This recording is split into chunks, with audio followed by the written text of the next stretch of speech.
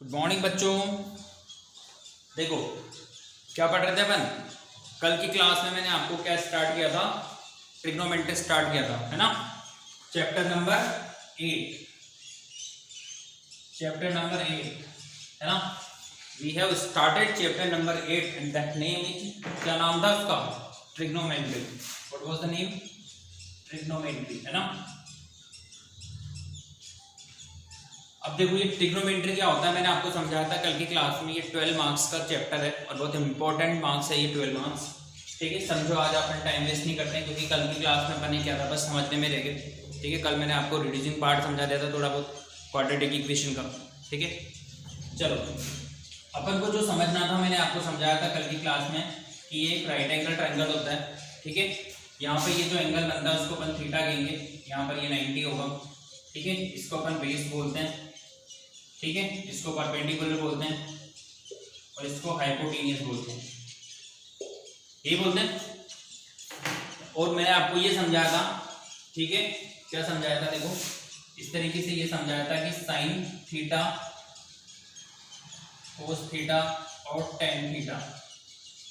ठीक है, ये एंगल समझाए थे आपको कि साइन थीटा, कोस थीटा और टेन थीटा। देखो ज्यादा उलझन में मत पड़ो, सिर्फ मैं जो आपको समझा रहा हूँ उसके बारे में समझो। ठीक है, यहाँ पर ये जो एंगल बन रहा है मैंने आपको कल समझाया था, पंडित बद्री प्रसाद।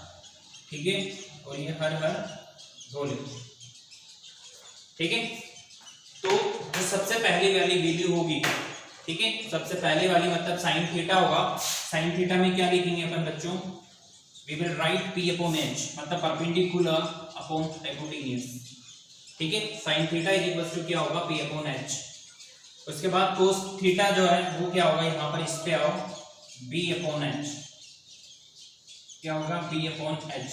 ठीक है, उसके बाद आओ टेन थीटा पे। टेन थीटा जो लास्ट का बच रहा है दैट वाज, ये है पी अपॉन बी।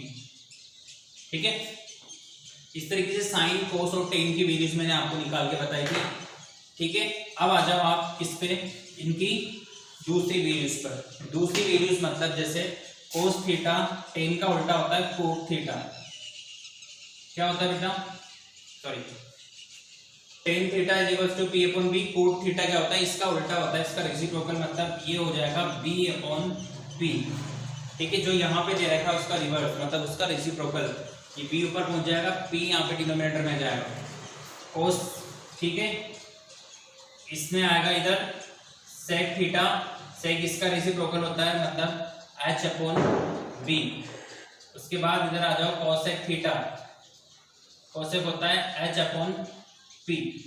ठीक है, तो यहाँ पर ये जो मैंने आपको सामने लिखा हुआ है, ठीक है, वो इस सिचुएशन में होगा कि जब यहाँ पर एंगल क्या है बच्चों, थीटा।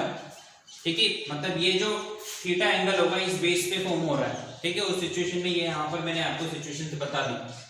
अब कभी कभी क्या होता है कि एंगल थीटा ना दे रखकर, ठीक है, जैसे ये अपन को डायग्राम दे रखा है, डायग्राम समझना। ठीक है, इस डायग्राम को अच्छे से समझ लो। यहाँ पर ये थीटा ना देके अपन को क्या दे रखा होता है, जैसे मान के चलो ये ABC लिखा हुआ है, इस ट्रायंगल को क्या नाम दे रखा है, ABC नाम दे रखा है। और यहाँ पे क्या होगा, देखो साइन थीटा ना होके यहाँ पे इस तरीके से हो जाएगा, साइन B की वैल्यू फाइंड आउट करो। ठीक है, साइन किसकी वैल्यू फाइंड आउट करो, साइन B की। तो अपन को कंफ्यूज नहीं होना है, साइन B का मतलब यही वाला एंगल दे रखा है, ये एंगल जो इस वर्टेक्स पे बन रहा है। ठीक है, B पे बन रहा है, इस वजह से इस वाले एंगल को अपन यहाँ पे लिखेंगे। और जो वैल्यूज थी वो सब एज इट इज रहेगी, नथिंग विल चेंज। बस यहाँ पर ये जो थीटा है इसकी जगह पे अपन क्या लिख देंगे, व्हाट विल राइट हियर, ये B लिख देंगे। ठीक है, क्या लिख देंगे बच्चों, we will write name of vertex. ठीक है, अगर थीटा होता तो जैसे यहाँ पे जो एंगल बन रहा है उसको अपन थीटा बोल रहे हैं। अगर इस तरीके से नहीं दे रखा है और सिर्फ ये दे रखा है तो इसको अपन क्या लिखेंगे, ऐसे लिखेंगे। ठीक है, एक चीज अब थोड़ा सा कंफ्यूज करेगी आपको, ठीक है, पर ध्यान से समझना। अगर आपको एंगल दे रखा हो क्या, इस तरीके से बोल रखा होगी कि आप निकालो क्या, साइन C निकालो। ठीक है, क्या निकालो बच्चों, साइन C। तो उस सिचुएशन में आपको क्या करना है, देखो यहाँ पर ये क्या था, ये बेस था, ये परपेंडिकुलर था और ये हाइपोटेनियस था नहीं था। अब अपन को क्या निकालना है, साइन सी निकालना है। तो साइन सी में क्या हो जाएगा, ये जो बेस, ये जो पी दे रखा है वो तो क्या हो जाएगा बेस, और ये जो हो जाएगी क्या परपेंडिकुलर। ठीक है, कंफ्यूज नहीं होना है अपन को। मैं एक और दूसरा डायग्राम बना रहा हूँ सेम टू सेम इसी से रिलेटेड। ठीक है, पहले इस एंगल को मैंने घुमा दिया, यहाँ पर सी लिखेंगे, ए जो है वो एज इट इज रहेगा और बी जो है वो यहाँ पहुंच जाएगा, मतलब इन दोनों की आपस में वैल्यू चेंज कर दी। ठीक है, यहाँ पर ये सी पहुंच गया, अब ये बेस हो गया और ये परपेंडिकुलर हो गया, हाइपोटेनियस एज इट इज। इस चीज को समझो, आप कंफ्यूज मत होना। ओके, ये AC जो है क्या बन गई आपकी, बेस बन गई, जब आपको एंगल क्या पूछा गया है, एंगल C पूछा गया है। ठीक है, देखो यहाँ पर ये AC बेस बन रहा है, नहीं बन रहा है, यहाँ पे बन रहा है कब, जब आपसे एंगल पूछा गया है C। ठीक है, तो ये वैल्यू जैसी कैसी रहेंगी, बस यहाँ पर ये चेंज होके क्या हो जाएगा, साइन C इक्वल्स टू वही P/H ही होगा। ठीक है, ये P/H। ठीक है, इस तरीके से अपन को ये क्वेश्चन करना है, आपको कंफ्यूज नहीं होना है। एंगल अगर थीटा दे रखा है तो एज इट इज होगा ही सही। अब इन दोनों एंगल्स में से जो भी आपको दे रखा है, क्वेश्चन करके देखते हैं अपन एक। ठीक है, उससे आपकी बाकी की चीजें भी क्लियर हो जाएगी। ठीक है, पहला वाला मैं क्वेश्चन बता रहा हूँ आपको 8.1 का। ठीक है, एक्सरसाइज नंबर 8.1। ठीक है, और ये फर्स्ट क्वेश्चन है, ध्यान से समझना, क्योंकि देखो ये चैप्टर ऐसा है, अगर आपको भी समझ में नहीं आएगा ना तो यूं समझो कि आपके 12 मार्क्स गए। कहाँ गए, गए 80 में से 12 मार्क्स आपके गए, आएंगे नहीं आपको। ठीक है, तो उस वजह से समझो पहला क्वेश्चन लिखा हुआ है कि in triangle ABC right angle 8B। ये इस तरीके से अपने पास ट्राइंगल है, राइट एंगल ट्राइंगल, और यहाँ पर B पर ये राइट एंगल बना हुआ है। ठीक है, AB जो है वो 24 दे रखी है, AB इसको A मान लो आप, ये 24 दे रखी है, BC यहाँ पे C लिख देते हैं, और ये 7 दे रखा है।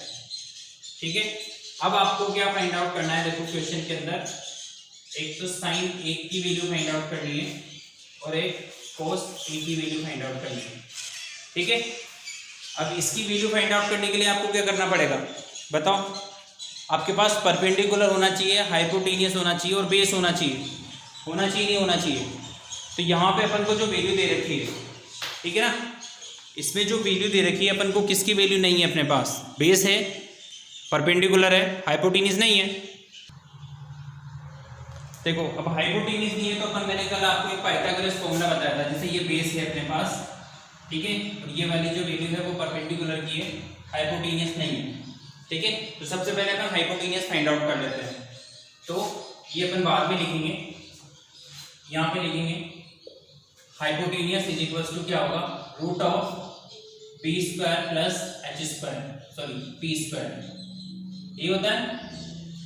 तो रूट b का मतलब क्या होगा बच्चों, 24, 24 का स्क्वायर प्लस परपेंडिकुलर मतलब 7 का स्क्वायर।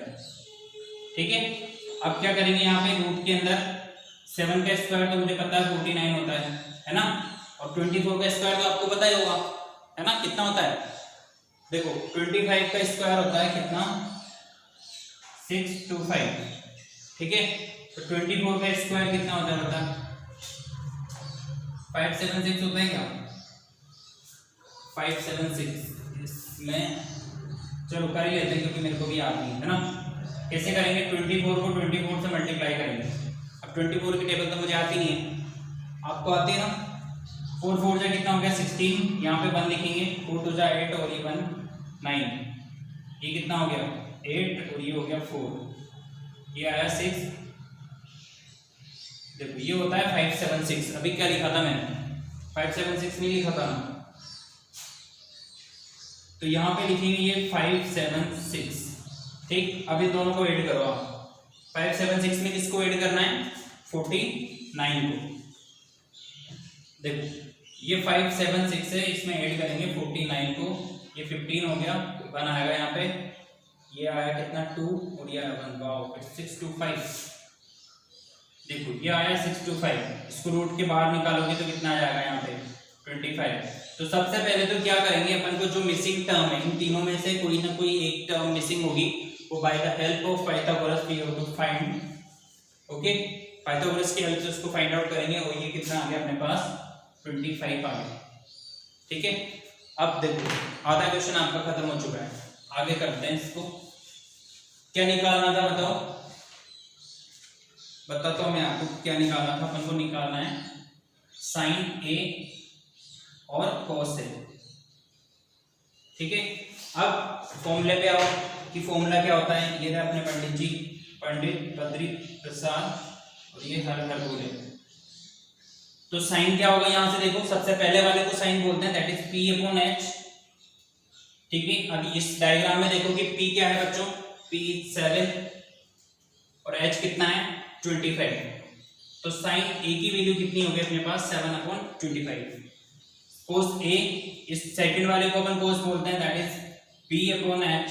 बी कितना है बच्चों, बेस इज 24 और एच इज 25। तो ये अपने पास फर्स्ट की वैल्यू पता चल गई अपन को कि साइन ए और कोस ए क्या होंगे। अरे आपको बात समझ में। अब जो मैं समझाना चाह रहा हूँ वो सेकंड क्वेश्चन आपको समझाना चाह रहा हूँ, ये तो फर्स्ट पार्ट था। ठीक है, सेकंड पार्ट देखो, जो भी मैं आपको समझा रहा था वो इसके अंदर लिखा हुआ है। क्या लिखना है, साइन सी की वैल्यू चाहिए आपको और कॉस सी की वैल्यू चाहिए। ठीक है, तो आपको कुछ नहीं करना है। ठीक है, इसको तो मैं मिटा देता हूं, कुछ नहीं करना है। ये एंगल यहाँ पे बन रहा है। ठीक है, क्या करोगे आप, डायग्राम बनाओगे एज इट इज। ठीक है, इनको लिख लो जो जैसे दे रखा था, ये 25 था, 25 की जगह पे लिखेंगे, इसको सी को यहाँ लिखेंगे, ए को यहाँ लिखेंगे और बी को यहाँ लिखेंगे। ठीक है, अब ए सी की वैल्यू कितनी थी, सॉरी मैंने गलत लिख दिया, यहाँ पे बी था। ठीक है, और यहाँ पे ए है। ये देखो, ये BC की वैल्यू कितनी थी 7, मतलब जब C एंगल फाइंड आउट करेंगे तो C एंगल को यहाँ पे रखेंगे अपन बेस पे, क्योंकि जो एंगल अपन को फाइंड आउट करना है उसको कहाँ पे रखना है, बेस पे। यहाँ पे A फाइंड आउट करना था तो इसको बेस पे रखना, नहीं रखा। अब यहाँ पे इसको बेस पे रखेंगे तो इस BC की वैल्यू कितनी है, यहाँ पर 7 है। ठीक है, और AB की वैल्यू कितनी है, ये रहा AB, यहाँ पर ये आ जाएगा 24। मतलब अब जो अपन वैल्यूज लिखेंगे वो इस डायग्राम से लिखेंगे, ना कि इस वाले से। समझ रहे हो आप बात को। अगर ये समझ गए हो तो समझो आपका एक कॉन्सेप्ट जो कि इंपॉर्टेंट कॉन्सेप्ट है वो क्लियर हो चुका है। ठीक, साइन सी, भाई साइन की वैल्यू तो क्या होती है, पी अपॉन एच ही होती है। अब कहां से लिखेंगे, यहां से, तो ये तो एच, ये पी और ये बी। ठीक है, तो पी अपॉन एच मतलब 24 अपॉन कितना लिखेंगे बताओ, एच कितना है 25। ठीक है, कॉस सी, कॉस क्या होता है, बी अपॉन एच होता है, बी कितना है 7 है और एच कितना है बच्चों 25। ठीक है, तो ये इस तरीके से आपकी सेकंड की वैल्यू है और ये फर्स्ट की, दोनों में कंफ्यूज नहीं होना है। फर्स्ट का डायग्राम ये है, सेकंड का डायग्राम ये है। ठीक है, तो इससे रिलेटेड आप क्वेश्चन करेंगे, है ना। इसी क्वेश्चन को आप दोबारा करके देखना, नहीं आता है तो आप मुझसे पूछना, क्योंकि ये इंपॉर्टेंट पार्ट है। अगर नहीं आएगा तो फिर अपन किसी और तरीके से इसको समझेंगे। ओके बच्चों, थैंक यू।